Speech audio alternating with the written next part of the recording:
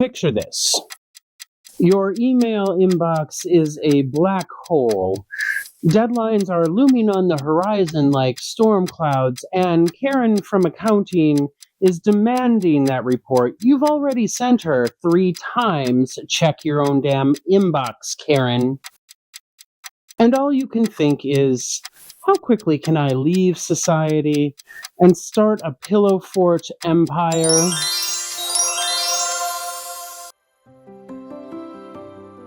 Welcome to Pillow Fort Palace, and today we're tackling stress. And not the, oh, my email is so full kind of stress, but the kind that makes you want to throw your phone out the window, scream into the void, curl up into a burrito, and actually leave society to start that pillow fort empire you've wanted for so long. Because sometimes stress makes us do things that on paper may look like bad choices. But here's the thing. Are they really bad choices? Or are they just survival instincts dressed as chaos? Let's take that 1 a.m. pizza binge, for example.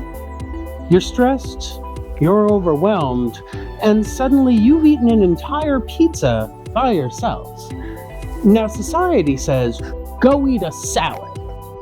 But I say, when stress levels are at DEFCON 1, does kale bring you comfort? Hell no. But cheese does. So was that 1 a.m. pizza binge really a bad choice?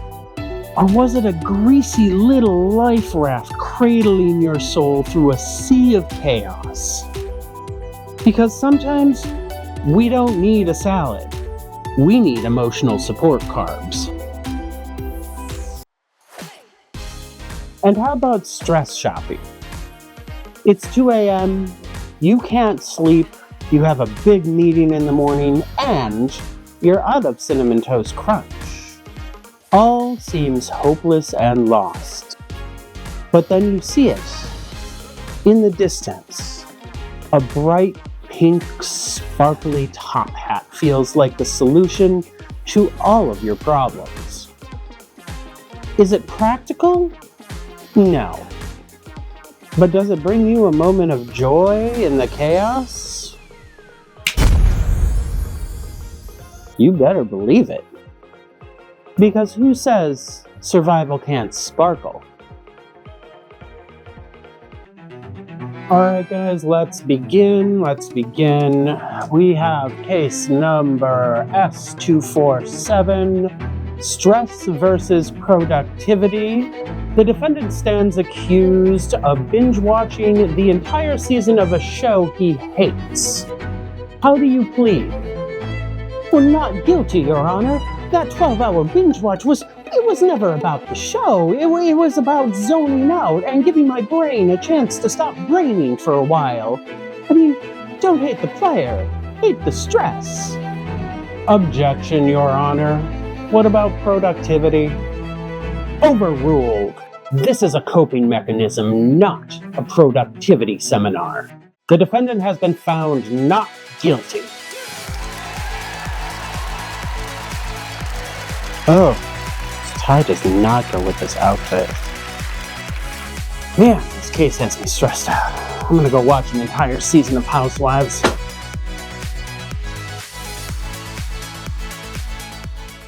Here's the thing. Life doesn't come with a survival guide on how to deal with stress, trauma, or the grind of just being human. Sometimes we have to do what feels good in the moment. And sometimes we have to make our own rules. And rule number 1, nachos at 3 a.m. are always valid. So, here's your mission. Go grab your favorite comfort food, curl up in a blanket burrito, and give yourself some goddamn slack. Sometimes those bad choices, well, they might just be the most genius way to deal with a tough day. And if anyone judges you for it, you send them to me here in Pillow Fort Palace. We don't do judgment here. So, eat up, get cozy, and welcome to Error 404, Mental Health Not Found.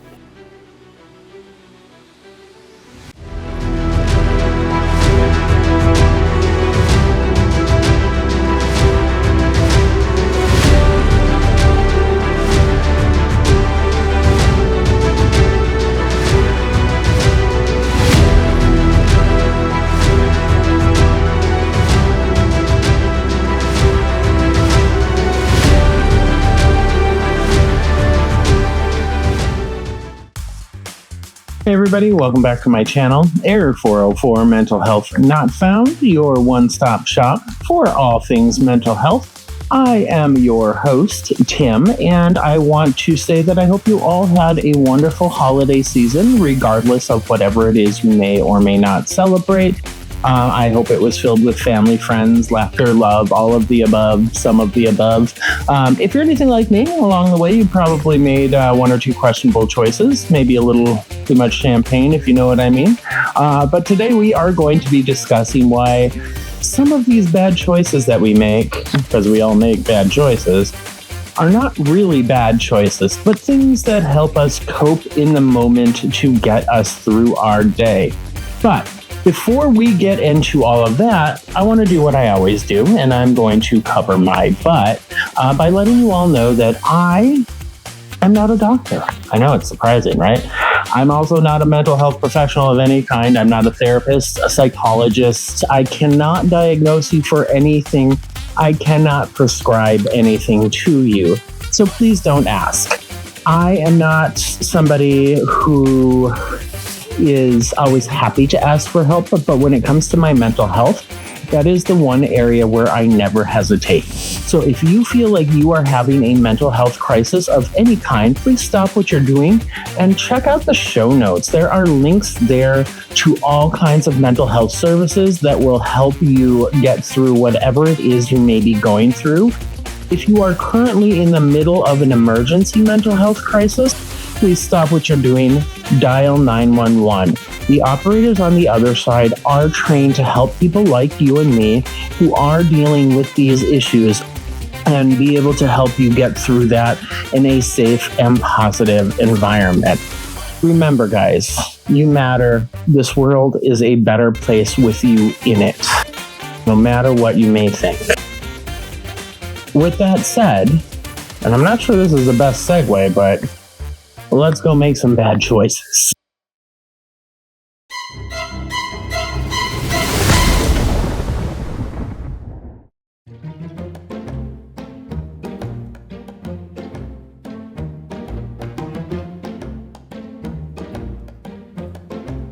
To the outside world, this may look like failure, a day wasted. But what if I told you something revolutionary was happening here? When you do nothing, your brain does everything. Behind the scenes, the neurons in your brain act like tiny little interns, desperately trying to collect all the chaos. Let's take a closer look.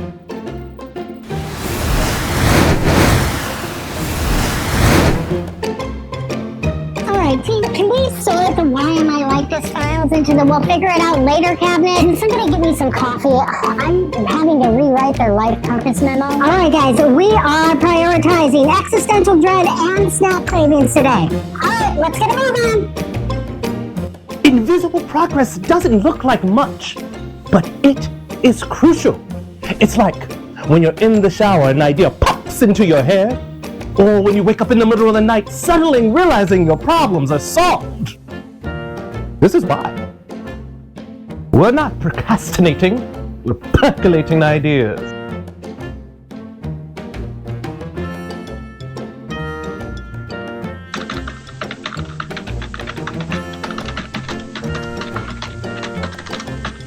So the next time you feel like you've wasted a day, just remember, invisible progress needs no witnesses. It just works.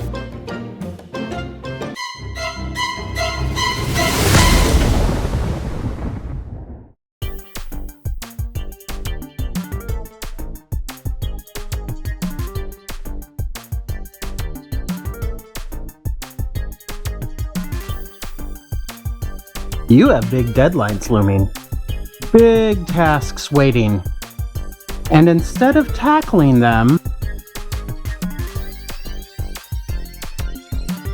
you decide to play video games instead. Clearly, you failed at adulting. Wait, calm down. Let me explain.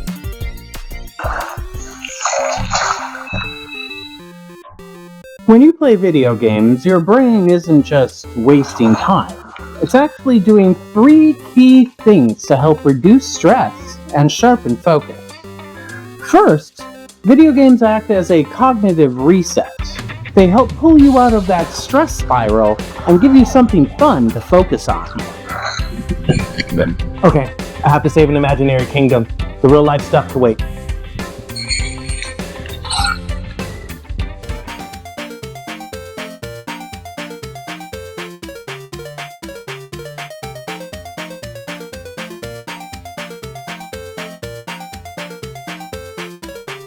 Games are not just fun, they build problem-solving skills, focus, and hand-eye coordination. That is brain cardio, baby.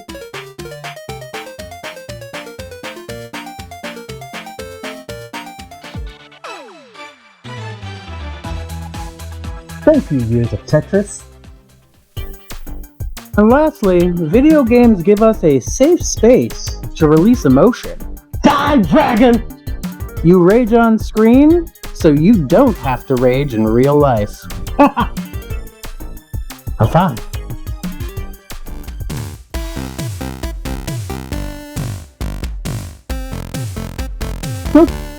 Turns out skillful stress relief is, well, skillful. I took a 30-minute break, saved the kingdom, and now I'm ready to tackle real life. It's not time wasted, it's a strategic recharge. So if anybody ever tells you that playing video games is lazy, just say, I'm not escaping real life, I'm training for it.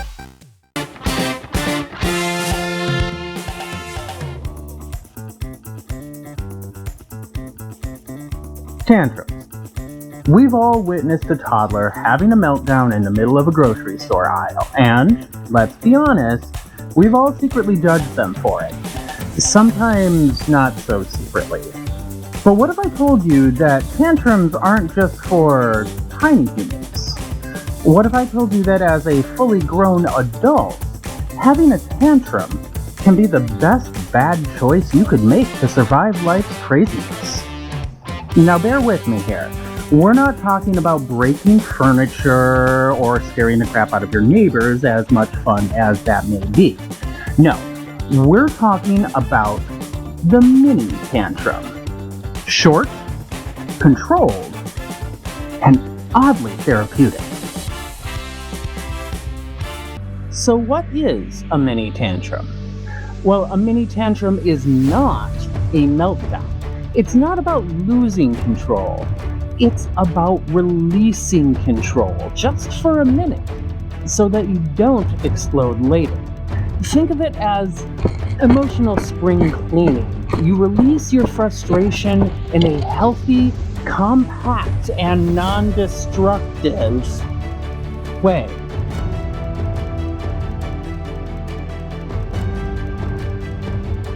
Do I look silly doing it? Yeah. But do I care when I feel like a new man afterwards?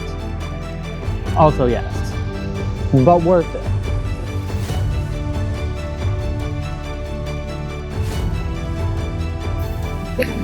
Life is throwing stuff at ya. Missed deadlines, your dog ate your shoe, the Wi-Fi is slow. But instead of letting it out, you keep it bottled up inside. You're literally a human pressure cooker. And what happens to a pressure cooker when you let it go too long?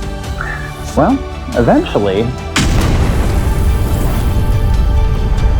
you snap at Karen from accounting because she took the last donut.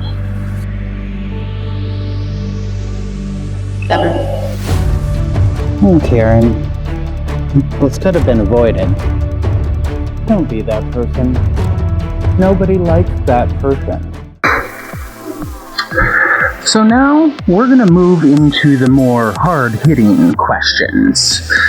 How do you throw a mini tantrum without looking like you need to be escorted out of Target?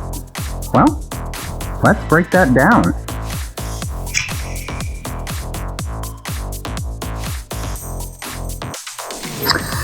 Step 1. Pick your space. You need somewhere safe and somewhere private. Your car, your bedroom, or even in your shower. Anywhere you won't get weird looks or even end up on somebody's social media. Unless that's what you're going for. Maybe. Step 2. Choose your move, and there's a lot to choose from. You can go with the old-fashioned stomp your feet, or there's the scream into a pillow,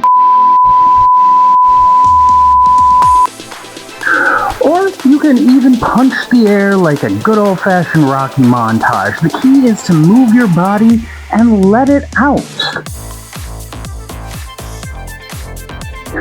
Step number 3, keep it short. Set a timer. This is not an all-day event. 30 seconds to 1 minute tops. Let the emotions peak, and then bring it back down. And step number 4, and this is probably the most important step of all, end on a power pose. After your tantrum, strike a victory pose. Hands on hips, moves out, superhero style. It's like telling the world, yeah, I felt my feelings. What about it? Now I'm ready to crush my day.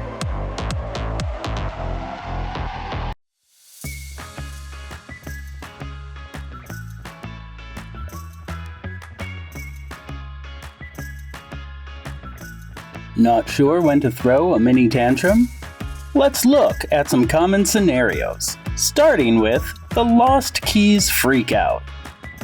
We've all been there. You're so sure you knew exactly where you put them, but when you went to go find them, they're nowhere to be found.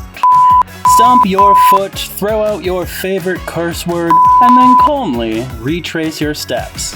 By the time you're done, you'll probably remember that you left them in your coat pocket.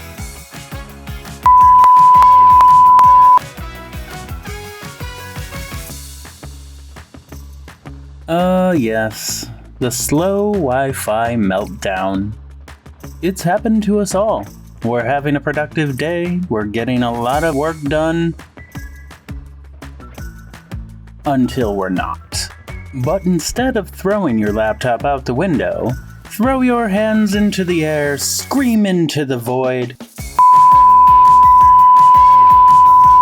and go reset your router. Trust me, it's better for the electronics. And finally, we've reached the canceled plans letdown. Everything was ready, the party should have started, but one by one, everybody canceled. Next time, maybe don't plan your party for 12:30 p.m. on a Monday afternoon. But you can still stare into the void, muster up all of that frustration, and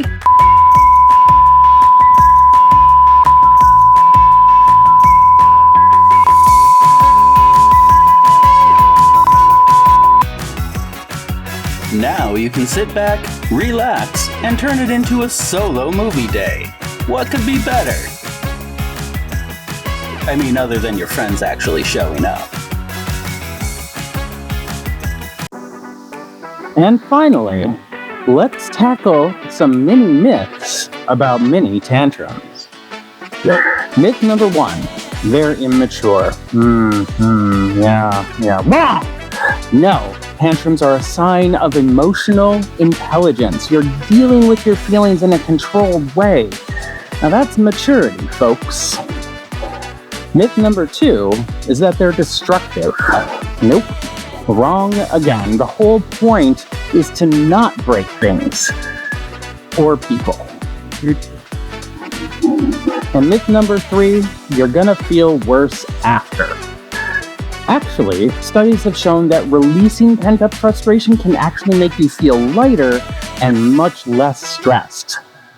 That's just science, baby.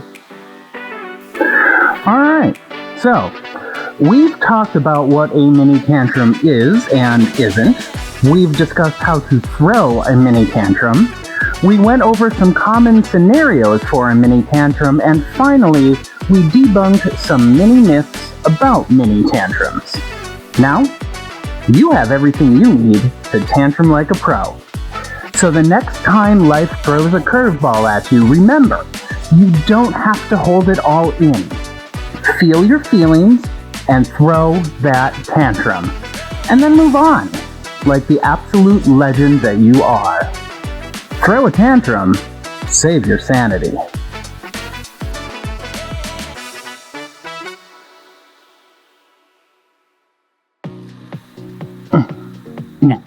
So, we've all just seen a buffet of questionable life choices that somehow, miraculously, help us keep our heads above water when life turns into a circus. So, what does it all mean? Well, here's the deal. We're all out here making choices. Big choices, small choices, Netflix and chill choices with a pint of ice cream choices. And some choices are amazing, like hitting the gym or finally folding that mountain of laundry that you've been putting off. And others, well, they're not exactly Pinterest worthy. And then there's those sneaky choices, the ones that look bad on the outside, but are actually our brain's way of saying, hey buddy, survival mode activated. You're welcome. And those are the choices that shouldn't cost us, well, an arm and a leg. So why do we do it? Why do we beat ourselves up over these so-called bad choices? Why do we look at someone else's life and think, wow, Karen really shouldn't have eaten that third donut? While ignoring the fact that we just DoorDashed an entire pizza and cheesy bread for a solo Tuesday night. Nobody wins at the Shame Olympics. Maybe it's time to stop. Stop judging others. Stop judging ourselves. Maybe it's time that we give ourselves a little bit of grace, or at the very least, a 5-minute break from all of this inner critique. Life's tough enough without piling on the guilt for eating carbs after 9 p.m. So, you have my full permission. Go ahead. Indulge. Crush that late night pizza slice, because why not? Order the extra large nachos with extra cheese because you deserve it. And sip that extra margarita, even if your friends are like, aren't you cutting back? And whatever you do, hit that snooze alarm like your life depends on it, because guess what? Sometimes it does. And sure, yes, everything in moderation. I mean, we don't want to go full goblin mode every day. But seriously, it's time to stop acting like we have to be perfect all the time. When life knocks us down, we're supposed to lift each other up. Or at the very least, toss each other another nacho or two. So, with that, I hope you all have a super fantastic week, and don't forget, life is just a movie, and our minds, well, they're the twist we never saw coming. Bye. Speaking of, my Nacho Margarita Pizza Trifecta just arrived, and I fully intend to eat it butt-ass naked on the couch while binge-watching the trashiest TV show I can find. Bad choice? Nah. That's self-care, baby.